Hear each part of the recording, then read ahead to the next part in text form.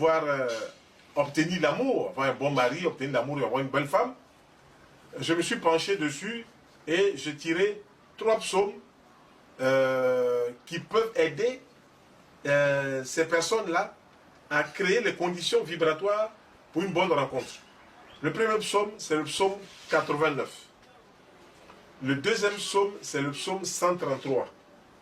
Le troisième psaume, c'est le psaume 138. Comment les utiliser? On peut utiliser le psaume 89, ou bien le psaume 133, ou bien le psaume 138. Qu'est-ce qu'il faut faire? Premièrement, il faut dire 7 fois « Béni sois-tu Seigneur de l'univers ». C'est lui qui nous a tous mis sur la terre ici. Il faut d'abord lui rendre gloire. Voilà.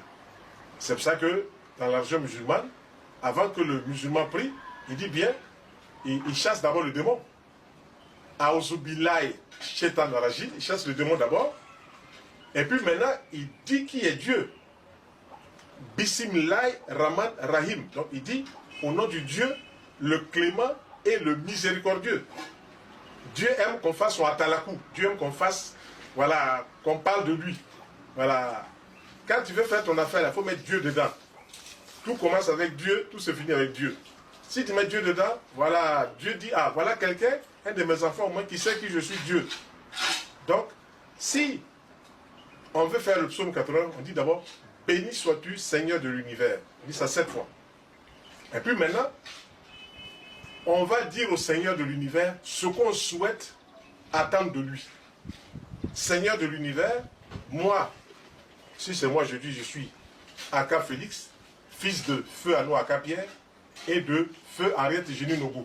Il faut dire le nom du papa et le nom de la maman. Puis maintenant, dis au Seigneur de l'univers, je souhaite rencontrer l'âme sœur, je souhaite rencontrer l'âme frère qui va me permettre de bien naviguer sur l'océan de la vie, qui va me permettre d'être en harmonie avec la vie, de bien s'entendre avec cette personne-là. Quand on a dit cela, maintenant, on lit le psaume 89 9 fois. 9 fois parce que c'est le fondement même de toute chose. Le chiffre 9, quand on prend le 9, c'est comme si le serpent se mordait la queue. C'est le cercle. Le serpent qui veut se mordre la queue, et puis finalement, il ne se mord jamais la queue, et ça forme un cercle. Quand on voit le cercle, c'est ce que ça veut dire en spiritualité, le serpent qui se mord la queue. Voilà, donc c'est le cercle. Et c'est le fondement de toute chose. À partir de là, maintenant, on lit le psaume 89, ou bien le psaume 133, ou le psaume 138, 9 fois. On n'est pas obligé de dire les 3, mais on peut dire un seul.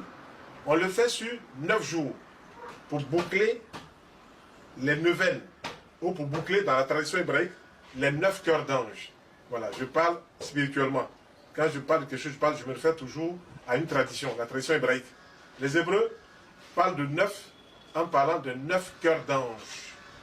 Donc, en faisant ces prières sur 9 jours, on va forcément toucher tous ces 9 cœurs d'ange pendant les 9 jours. Et puis, on peut recommencer encore cette expérience sur 9 jours. Donc, ça prend une deuxième neuvaine. Et puis, on partira une troisième neuvaine. Voilà, c'est comme ça qu'on va pouvoir déclencher dans l'atmosphère où on est des vibrations électriques qui vont attirer forcément le magnétisme d'un homme ou qui vont attirer le magnétisme d'une femme.